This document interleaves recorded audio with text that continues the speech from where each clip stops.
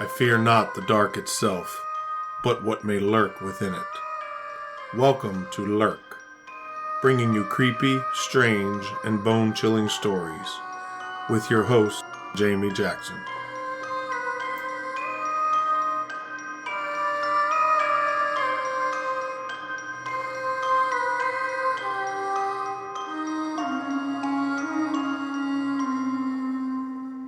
Hey Lurkers, welcome to this week's episode.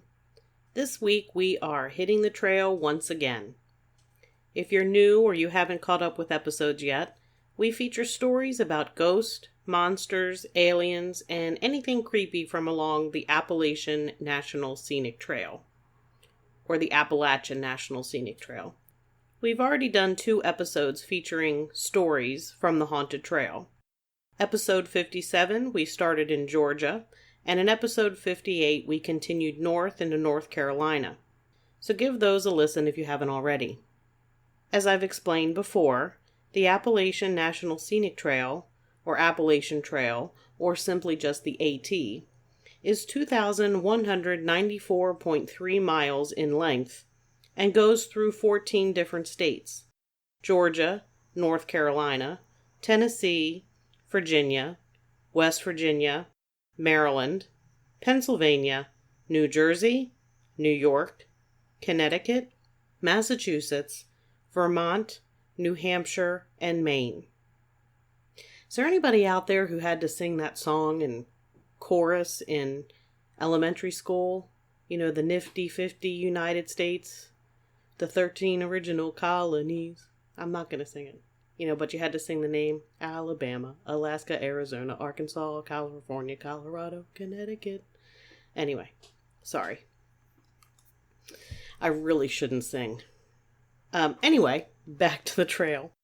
There are an estimated 3 million plus visitors to the AT each year. Some of those are day hikers, some are overnight backpackers, and some of them are through hikers, or people who hike the entire length of the AT all in one shot. Typically, that takes about 6 months to do. Most of them travel from Georgia to Maine, so a northbound through hike. Some travel southbound from Maine to Georgia. Some do what's called a flip-flop, where they start in Harper's Ferry or some other area around the middle of the trail, and they hike south. Then they go back to Harper's Ferry and they hike north, or vice versa. Some people do yo-yo hikes, where they hike northbound one way, get to the end, turn around, and hike southbound and head back the other way. Since most of the people through hike by heading north, that's how I've structured these stories here.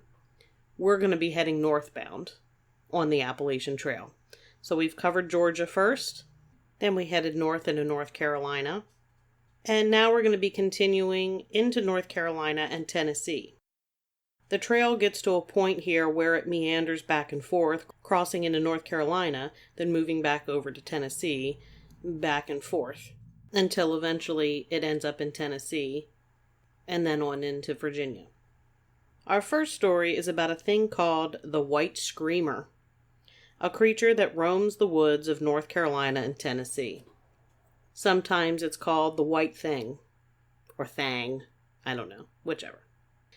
This thing is sometimes thought to be a creature, like a cryptid, and other times it's believed to be more like an apparition, or a banshee. If you're unfamiliar with what a banshee is, it's Irish in origin, and is said to be a female spirit that warns of the death of a family member by wailing, crying, shrieking, or keening. As far as a description, it's white, in case you couldn't tell by the name White Screamer. Also, it screams. Bet you didn't see that coming. Anyway, it has been described as a white, misty form that wails, cries, and screams. It's tall, with stringy white hair, hooves, and claws. Its arms are long, and the creature has a long stride when it walks. It also is supposed to have a long face and a massive mouth. One eyewitness account said that the screamer had glowing red eyes that were about the same height as a basketball hoop.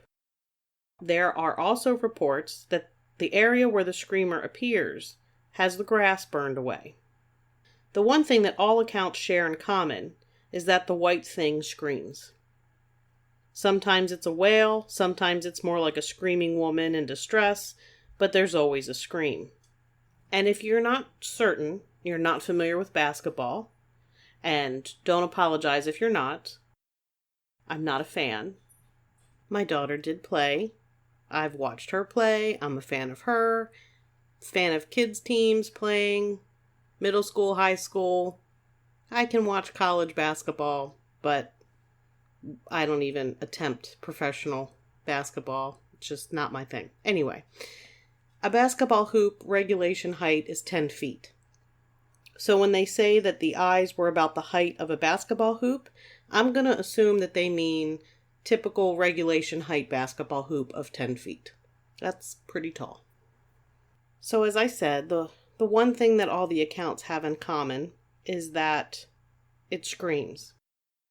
In the 1920s, there was a man who built a house for his wife and 7 children.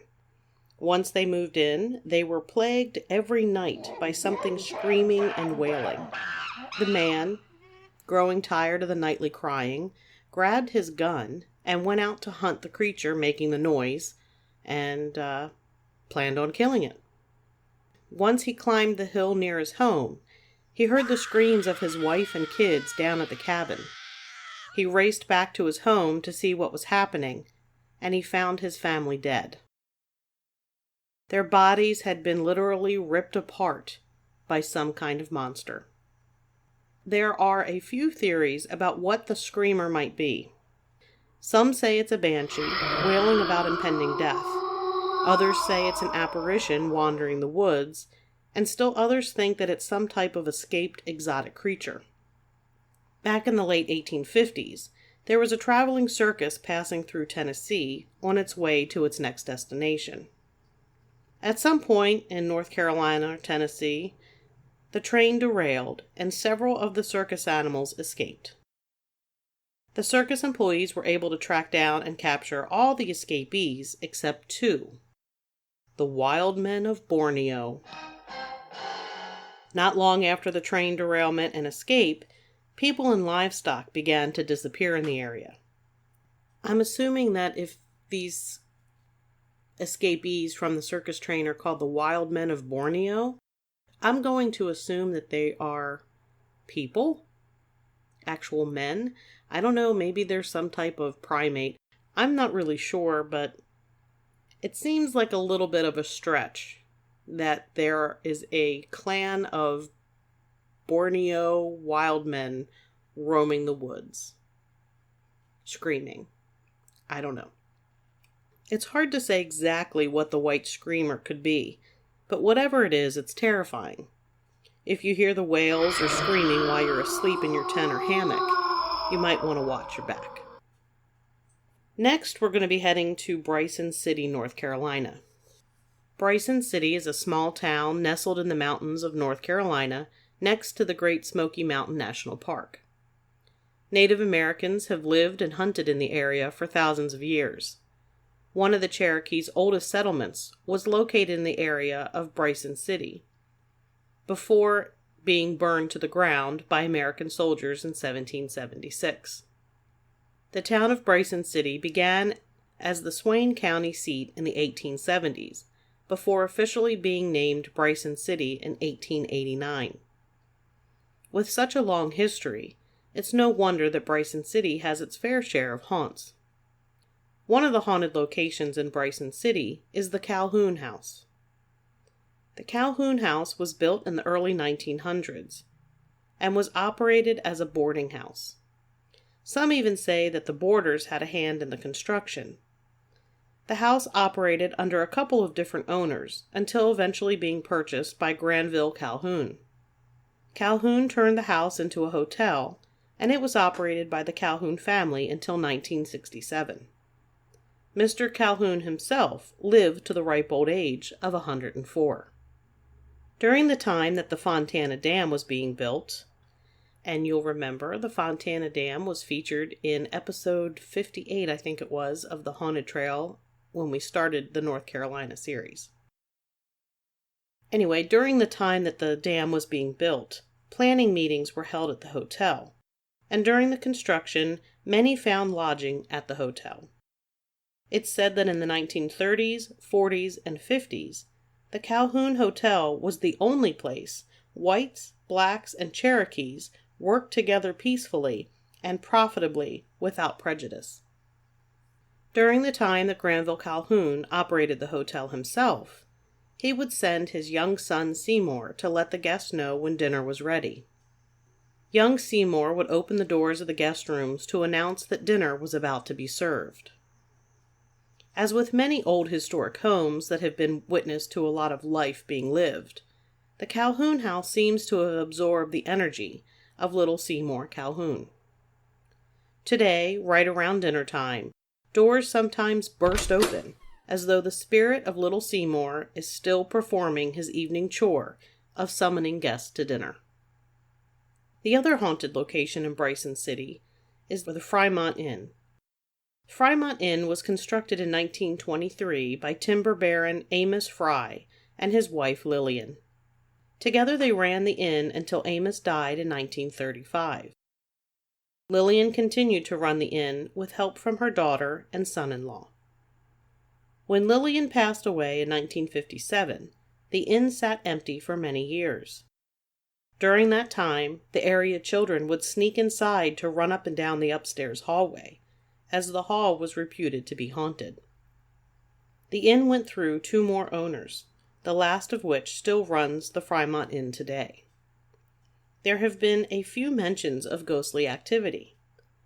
Back in 1947, an engineer working on the Fontana Dam project was sleeping in room 216 when he was suddenly woken from a deep sleep. There at the foot of the bed stood Amos Fry, who had been dead for 12 years. The man woke his wife, and they quickly checked out of the inn. But Amos Fry's ghost isn't the only one roaming the inn. The ghost of a young lady is also said to haunt the halls. This ghost is said to be Eugenia, who was Amos Fry's niece. She was known as a sad artist and was often found crying by the staff.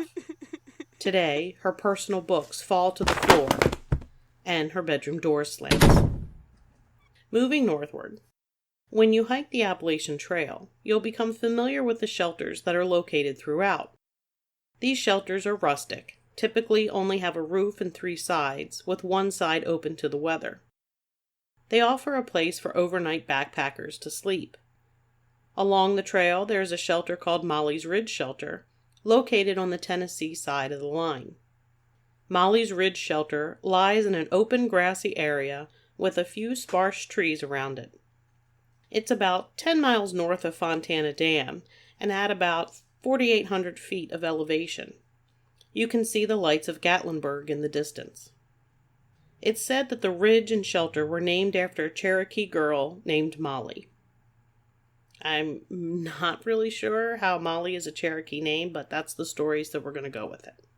Molly was said to be in love with a Cherokee warrior named White Eagle. During a hunting trip, White Eagle failed to return. Molly couldn't bear to live without her love, White Eagle, so she set out to find him. She searched all over the ridge, and while she was searching, a blizzard blew in and covered everything in snow. Molly was eventually found at a crossroad of trails, frozen to death. No one knows what the fate of White Eagle was. Now, when you're staying at the shelter, you might see the hazy shadow of Molly searching the area for her lost love. If you do happen to see her, be sure you invite her into the shelter. She haunts those who do not offer her help. At this point, I'm going to throw in here that we covered, in episode 4, we covered the missing 411 case of Dennis Martin, who was a 7-year-old boy who went missing while backpacking with his father, grandfather, and brother. He went missing just north of Molly's Ridge Shelter in Spence Field. So if you haven't checked that episode out, be sure to check that out. So we're going to continue north now to Cades Cove. Cades Cove actually is also featured in the Dennis Martin story. There was a strange sighting associated with Dennis Martin's case. But I'm not going to give you details because I want you to go listen to the episode if you haven't already. So Cades Cove is located in an isolated valley that was once the home of Cherokee and settlers long before the national park was formed. The Cherokee established a settlement in Cades Cove in the 1790s, and one of their two main trails crossed through the area. In 1819, the Treaty of Calhoun ended the Cherokees' claims to the land in the Smokies, and the settlement was abandoned. The Cherokee remained in that area of the forest, however, and occasionally attacked settlers until 1838 and the Trail of Tears. If you don't know, that's when the Cherokee were marched out west to reservations. During the Civil War, the Confederates began raiding the settlement, stealing livestock and killing Union supporters. The last resident left Cades Cove in 1937. Based on its history, it isn't surprising to find that Cades Cove is a ghost town in every sense of the term. Though long abandoned, it still has a community of ghosts. People have claimed to see an entire community of ghosts working the land and going about their daily lives. The Baptist Church still sports a congregation that loves to sing. There's also a ghost cabin in Cades Cove. A former resident was spending some time in the old town when she spied the roof of a cabin she didn't remember from when she lived there. When she walked over to investigate, the cabin disappeared. There were two hikers who set up camp near Cades Cove. They hung their hammocks and settled in for the night. It was pitch black outside, of course, because there's no electricity in the mountains on the trail. Suddenly, two balls of light materialized inside the hammock cover. They lingered for a few seconds before disappearing. The hikers looked for anyone around, but there was no one there. Cades Cove also had some paranormal strangeness going on when people still lived in the settlement. There's an old wives' tale that says if you're born during a storm, you're fated to die during one. One couple in the settlement, Mavis and Basil, lived in Cades Cove. Mavis was deathly afraid of lightning because she was born during a storm and she feared the old wives' tale would come true. Mavis did die, but she actually ended up dying from illness and not the prophesied lightning strike. Before her death, she made her husband Basil promise her that he would keep the quilts she had sewn by hand in the family, and that he would never put one of her quilts on a metal bed frame. He, of course, made the promise to his dying wife. Eventually, Basil remarried, and his new wife wanted a new and bigger bed. Because what wife wants to use the bed of your husband's late wife or ex-wife? Husbands, note to yourself, if you get a new wife, get her a new bed. Anyway, so Basil's new wife wants a new bed. So they go out and they buy a new bed, and it's a new metal bed frame and a new mattress. And on that new bed, you know what she did? She put one of Mavis's handmade quilts on it. That night, the new wife woke in the middle of the night to see Mavis's ghost at the foot of the bed, swearing up a storm. The new wife woke Basil up, but he didn't hear or see a thing. After reassuring his wife and getting her calmed down, they went back to sleep. Suddenly, there was a great popping noise, a blinding flash of light, and the smell of something burning. The new wife was knocked clean out of the bed and ran for help. But help was useless at that point for Basil. He was burned to a crisp, lying in bed under Mavis's handmade quilt he had promised never to put on a metal bed frame. The odd thing was, there was no threat of a storm, no storm clouds, and just a clear and starry sky. Better keep those deathbed promises, that's all I'm saying. Continuing northward, you'll pass by No Business Knob Shelter that some claim has an eerie, creepy, someone is watching me feeling. whether that's because there's some yet unknown tale associated with the area to explain the feeling, or just that the shelter's block construction makes it look dismal, is unknown. Past the shelter, the Appalachian Trail crosses the Nolichucky River near the western end of the Nolichucky Gorge, at a place known as Unaka Springs. I like to say Nolichucky. I just like it. In this area is a large boulder known as Moaning Rock. It's said that some time ago, hunters came upon the scene of a murder, with the murdered man lying there on the boulder. The man was a stranger to everyone in the area. And now, of course, the boulder is cursed. If anyone stands on or simply touches the rock, it moans as if under a heavy burden. So maybe think twice before you opt to take a rest on one of the boulders near the Nolichucky River crossing. And that makes me think of the mention of the man-eating rock on Glastonbury Mountain in episode 12 about the Bennington Triangle. Curious, just had a thought. I wonder if there's something about rocks. I think there's an Icelandic legend about rock people. Gonna have to look into that. So back to the trail. Sorry. Once you cross the Nolichucky River, again, I really like saying Nolichucky. The Nolichucky River. Rolling. Once you cross the river, you'll be in the area of the town of Irwin, Tennessee. Irwin is a small town located in Unicoi County. According to the 2010 census, the population was 6,097. What's odd about Irwin is that it has the distinction of being the only town to publicly lynch a pachyderm. That's right. They lynched an elephant. In September of 1916, in a nearby town, Sparks' world-famous shows, a traveling circus, was parading the elephants through town. Mary, the oldest of the elephants in the group, was being ridden by Walter Eldridge. Eldridge was a new hire. Some reports say he was hired the day before, some reports say a few days before. Either way, he had zero elephant experience, being a 36-year-old Virginia mountaineer. If you're not sure, elephants aren't typically found roaming the mountains of Virginia. So Mary, a 5-ton Asian elephant, is walking along with her other elephant friends, with Eldridge riding on her, seated just behind her head, when she reaches for a watermelon lying on the ground. Eldridge taps her with his stick to keep her walking, and Mary basically flips the hell out. According to a local newspaper account, the elephant, quote, suddenly collided its trunk vice-like about his body, lifted him 10 feet in the air, then dashed him with fury to the ground. Before Eldred has a chance to reach his feet, the elephant had him pinioned to the ground, and with full force of her beastly fury is said to have sunk her giant tusks entirely through his body.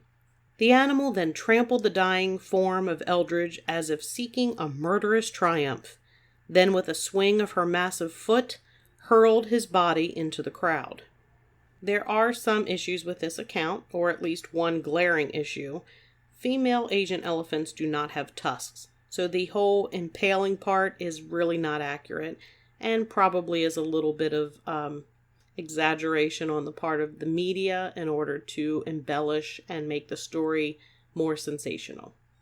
I know that's shocking that the media would do such a thing. So basically, Mary grabs her trainer with her trunk, flings him to the ground, probably stomps him to the ground, and then basically kicks him into the crowd with everybody else. Just kicks him out of her way. And later that evening, Mary actually performed in the circus without any issue. But the people and other towns the circus was scheduled to stop at refused to allow them to stop unless Mary was not there. So they sentenced Mary to hang. Because Irwin had the largest rail yard in the area, Mary was taken there the next day. With a heavy chain and a 1-ton crane, she was lynched. A veterinarian examined her body afterwards, and it was found that she had a decaying tooth in the area where Eldridge had been poking her. So basically, he was hurting her. He didn't realize it. I'll give him the benefit of the doubt. He didn't really have any experience and very little training. He basically was hired and plopped on top of an elephant. Now people claim they sometimes hear sounds of a heavy animal moving through the trees, and even hear the occasional trumpeting of an elephant. Others claim to actually see the image of an elephant roaming the woods. That's going to do it for this episode. We still have some stories from the Tennessee area of the trail for next time before heading into the state of Virginia, so stay tuned. I'm also working on finishing up some research on an alien abduction case that may end up being a two-parter. If you have any suggestions for show topics, or if you have a story of your own you'd like to share, drop us a line at lurkpodcast@yahoo.com. You can also send us a message through any of our social media platforms. You can find us on Facebook, Instagram, and Twitter. Episodes can be found on your favorite podcast platform or at lurkpodcast.com, where you can find all of our episodes along with links to our social media accounts. You can also find us on our YouTube channel. Don't forget, the Whitehall, New York Sasquatch Festival is coming up next month on September 24th, so stop by if you're in the area. And if you have a moment, please consider giving us a 5-star review to help boost the show. And until next time, keep lurking.